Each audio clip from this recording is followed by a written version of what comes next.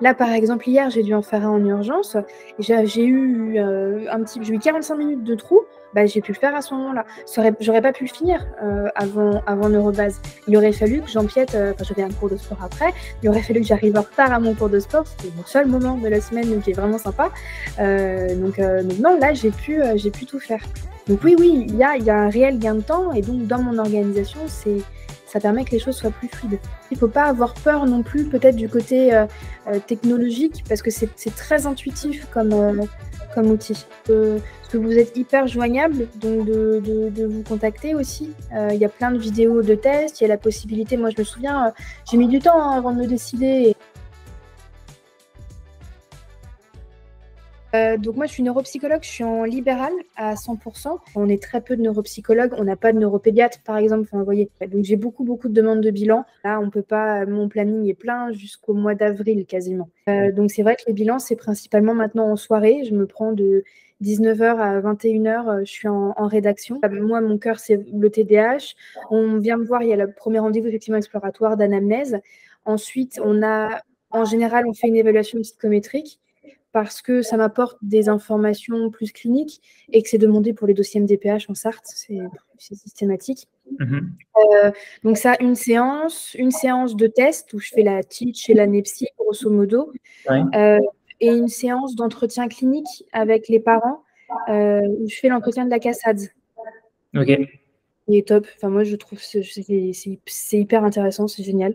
En plus, je crois qu'il y a Sébastien Hack qui vient de mettre oui, j'ai vu qu'il l'avait mis. Oui, je pense à Sébastien Enrard, parce que moi, j'avais fait une formation avec Sébastien Enrard, donc c'est comme ça que j'utilise la cassade. Et effectivement, j'ai vu que Sébastien, j'utilise aussi sa trame pour la WIPSI.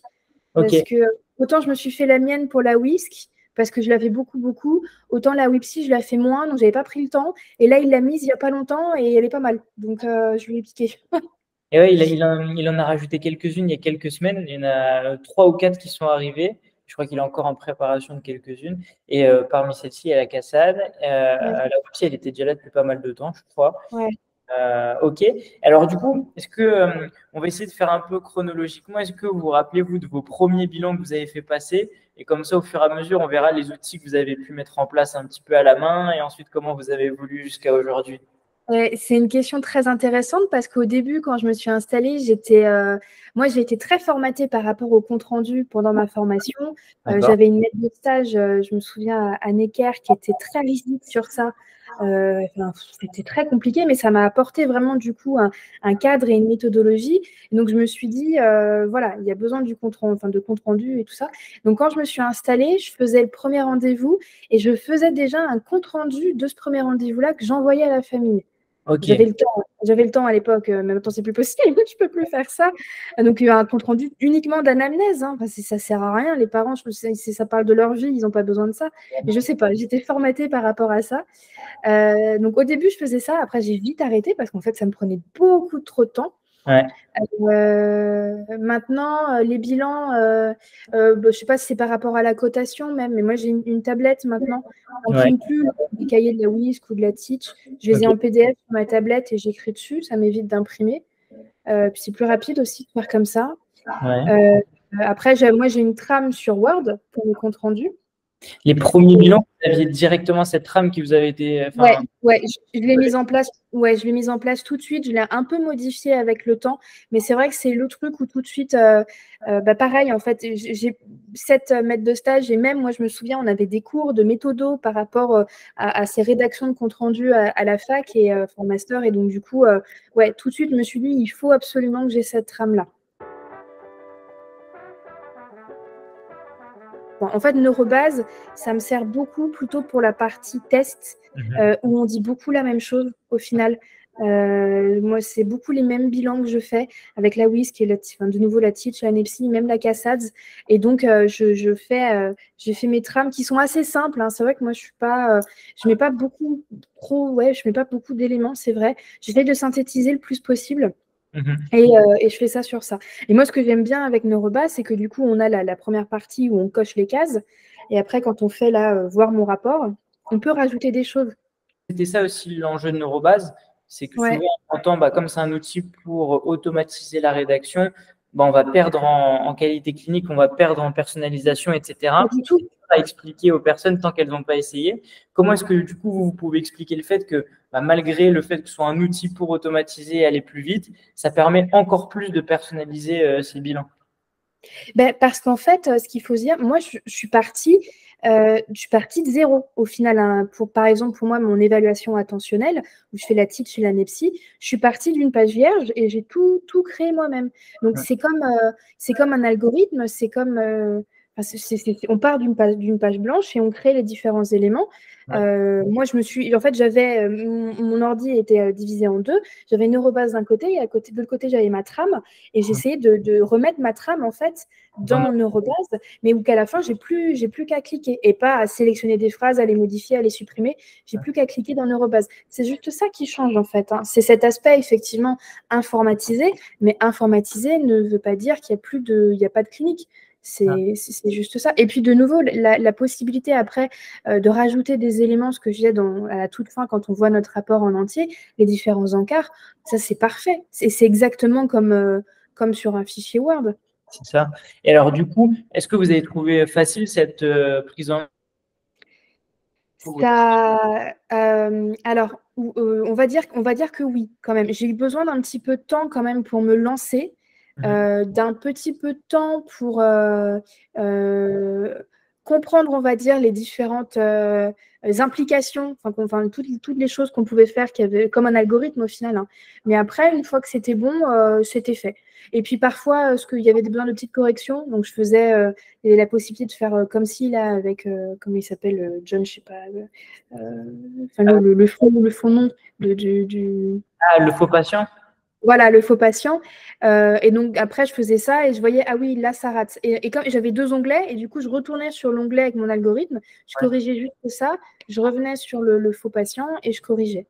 Okay. Donc, ça c'est vrai que ça prend un petit peu de temps. Donc, ça, il faut le savoir, il faut se bloquer un petit peu de temps de préparation par rapport à ça. C'est vrai. Et de toute façon, ce même temps que vous avez investi dans Neurobase, souvent les personnes, elles investissent aussi dans leur tramword pour les modifier, les optimiser. Mais du coup, là, il y a un peu plus de potentiel de gain de temps avec un outil comme Neurobase qui a été fait uniquement pour la rédaction clinique, pas comme Word.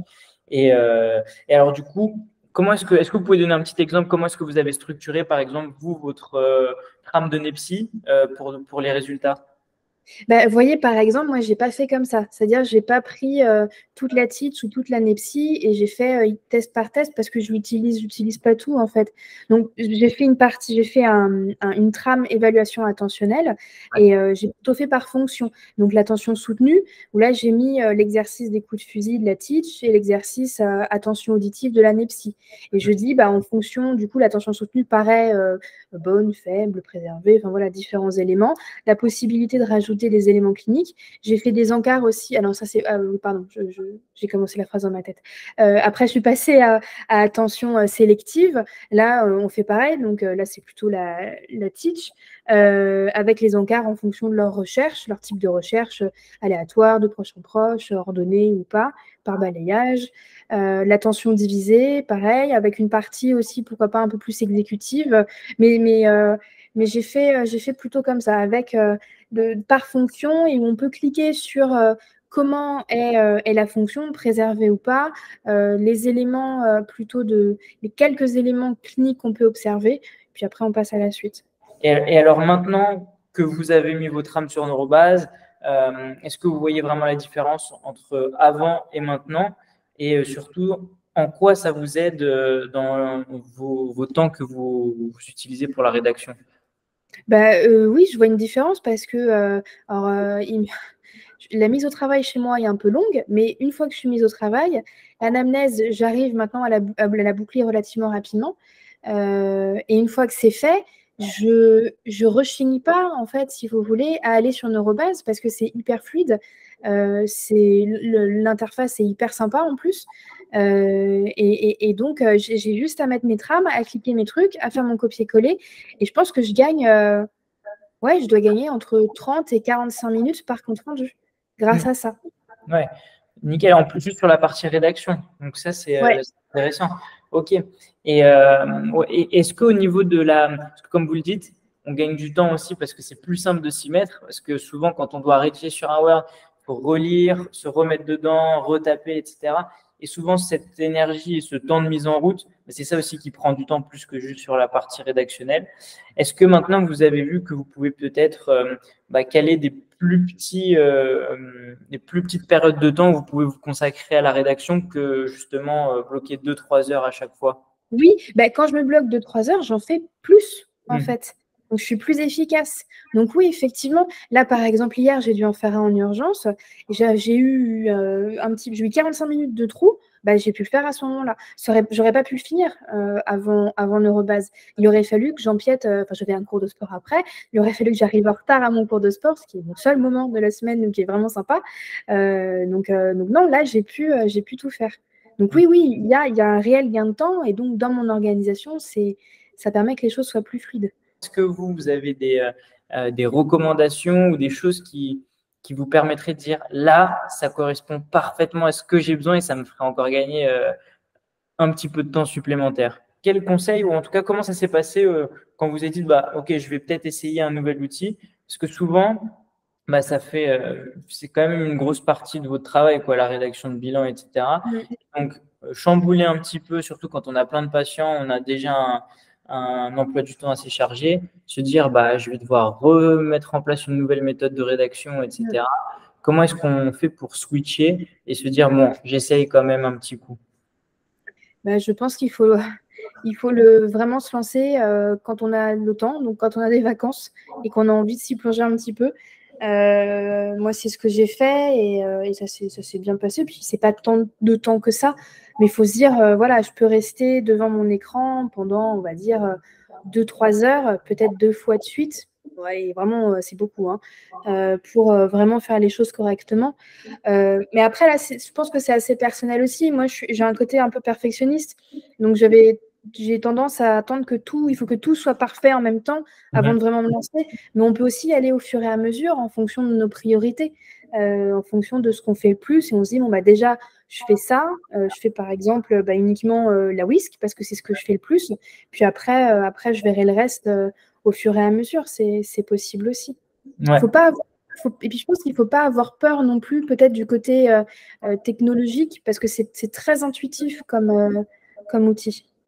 Et ouais, parce que en plus, nous, souvent, alors je sais pas si vous êtes dans le groupe où on fait essayer en avant les fonctionnalités, où on montre un petit peu en avance, mais souvent, nous, on n'envoie pas ça comme ça, au hasard.